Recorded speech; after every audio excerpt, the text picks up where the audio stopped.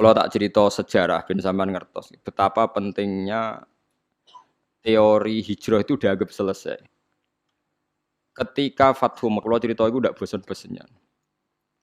Ketika Fathu Mekah itu tahun 10 Hijriah, disempurnakan oleh Abu Bakar. Klimaknya itu Mekah benar-benar dikuasai Sayyidina Umar. Sistem negara sudah jalan, negara dalam kendali Umar.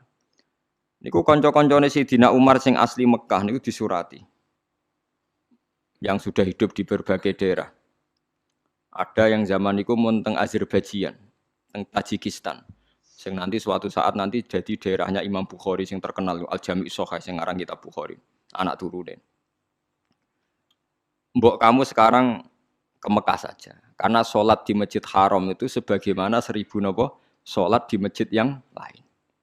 Dan Mekah sekarang aman. Iki rungokno tenan. Mekah sekarang apa? Aman. Dan beberapa sahabat yang kelas 2, kelas 3 yang tidak akabiri sahabat, banyak juga yang pindah ke Mekah.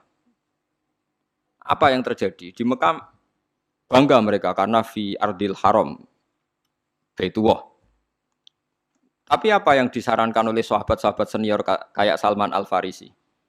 Dimatikan teori itu. Memang Mekah kota suci dan sholat di masjid Mekah sama dengan 1000 sholat. Tapi ilamu annal ardo lam utaqaddis ahad, dan kamu harus tahu bumi itu tidak bisa mensucikan orang. Abu Jahal itu lahirnya di Mekah, kurang ajarnya di Mekah. Abu Lahab lahirnya di Mekah, kurang ajarnya di Mekah. Semua penduduk Mekah itu yang ngusir Nabi. Jadi ilamu annal ardo lam utaqaddis ahad, dan bumi itu tidak bisa mensucikan orang. Wa inna ma yuqaddisur rajul amaluhu. Jadi sing iso nyucakno wong napa? Amale. Bersama Al-Farisi rati walakin nusyuru fi biladillah wa alimu fa inna ta'lim dabul anbiya. Kamu menyebar saja di seluruh penjuru dunia dan ajarkan Islam, karena mengajarkan Islam dan menyebarkan Islam itu dabul anbiya. Semenjak itu tidak ada teori sentralisasi di Mekah. Nah, delalah era Ali Muawiyah ada konflik. Ada konflik barokah luar biasa. Konflik Sayyidina Ali Muawiyah, sahabat-sahabat yang buatan derek-derek menuju Cina. Zaman itu memang Cina populer sekali. Nah, yang menuju Cina itu terus ada yang tersesat ke Selat Malaka. Itu terus diantaranya muridnya Sayyidina Ali, urip teng Pasai, teng Aceh. Teng Sumatera lah yang jelas. Sehingga Islam di Aceh itu tua sekali. Karena rata-rata sejarawan yakin Islam di Aceh itu zaman sinten Sayyidina Ali. Jadi kue kudu roh. Jadi akhirnya artinya andai kan teori hijrah itu dipakai, tentu semua ini haram karena menuju bumi yang belum menyembah Allah. Itu paham ya? Andai kan teori hijrah itu dipakai, berarti perjalanan ini haram semua kan, dari Mekah Madinah malah menuju bumi yang belum menyembah Allah. Tapi kalau pakai teori Dabul Anbiya bahwa menyebarkan Islam itu watak para nabi, malah keinginan kita dari yang tidak ada menyembah Tuhan kita ke sana biar ada yang menyembah Tuhan. Ojo malah tahsilul hasil rebutan tongkat masjid itu malah perkara. Lalu kalau anggar ngomong santri-santri kalau kayak rasa urip ning Rembang wong alim pirang-pirang mesti mahjub. Dadi kiai ning Irian Jaya ta ning Papua, kan iso kiai ke level provinsi paham perkara itu kan. Jangan-jangan kita sekarang dicoba pangeran hasud itu mergo gawane nguyai segoro, paham ya tahsilul hasil.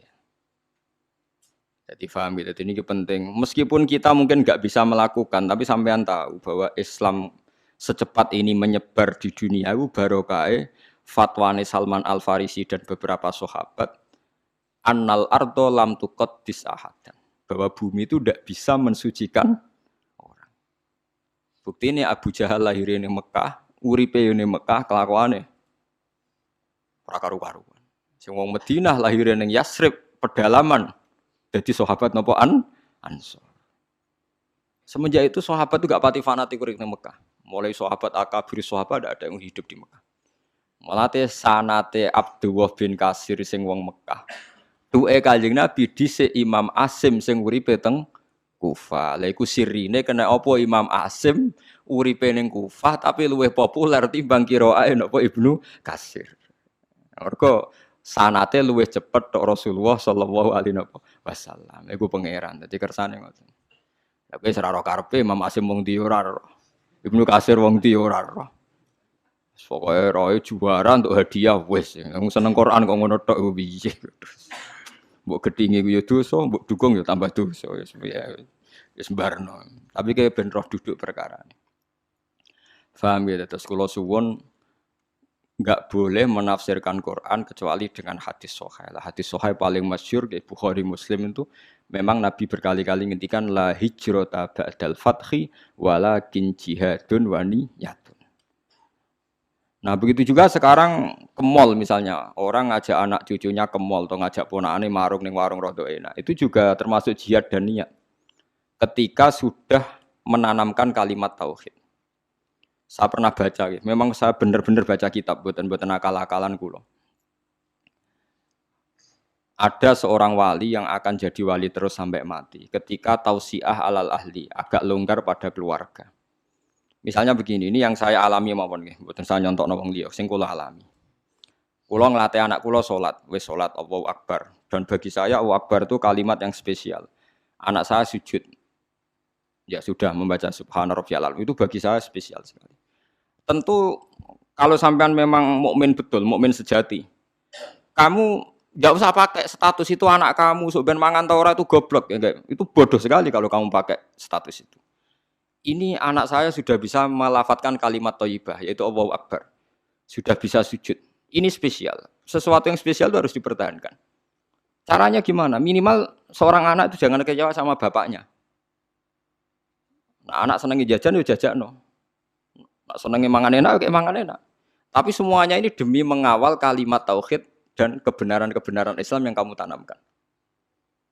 Jangan sampai kamu jadi kiai zuhud yang anak dikekang, kemudian anak ini pertama numpak sepeda motor disilai kancane sing ra salat. Pertama nyetel tip yo disilai tanggane sing ra salat. Sampai anak itu terus ngidolakno keluarga sing tidak salat karena lebih sehat kata dia.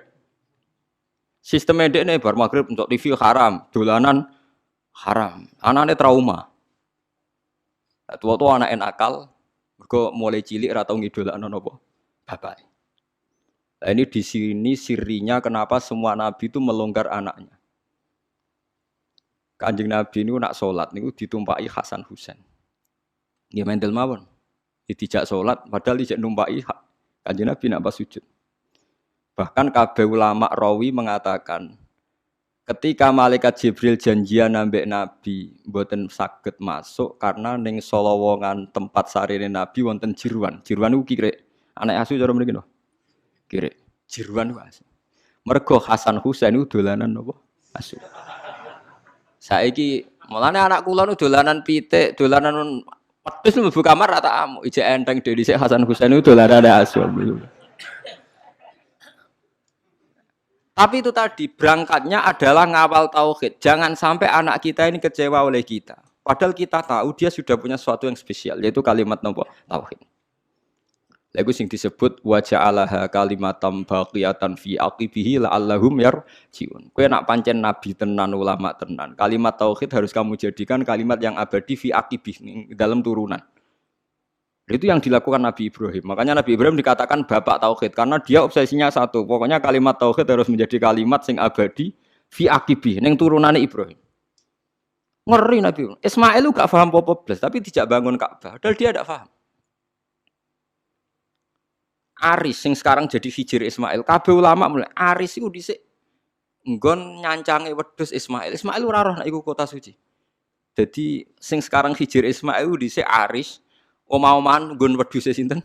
Ismail. Ibrahim ora ngloro itu ngi kota suci, menenge nek mergo saking moh ngecewakno napa. Tapi lagi-lagi saya itu sendirian. Kulo nu hormat be anak, tapi ya diloroi. Bahkan keluarga saya yang lebih tua dibanding saya ngloroi. Anak kok mbok manja mari ngelama. Padahal saya itu tidak pernah manja anak. Pikiran saya itu sederhana. Saya pasti mati. Setiap saat saya mati. Dan yang meneruskan tauhid itu pasti anak saya karena saya mati. Ya, tapi ya itu memang enggak populer. Bojoku pancen tak tanamno. Jogeman wani anak kualat kita omongin. Dadi memang kan enggak lazim, tapi saya tanamkan terus. Jogeman ke wani anak napa kualat. Umumnya orang kan bilang anak jawani wong tua kualat. Ra iso cara anak iku rong mukallaf. Jadi gak bakal kualat nek wani ku wong rong kena hukum. Artinya statusnya dia tidak punya dosa kan indah wah. Kowe dosa misbek. Jadi cara kula wong tua wani anak sing kualat ora kok. Anak wani wong tua. Dan ini ada aliran sesat, ini yang benar itu menurut saya. Karena anak belum mukallaf kan? Paham ya? Jadi kalau suwon latihlah sekuat-kuatnya. La ilaha illallah itu kalimat yang spesial.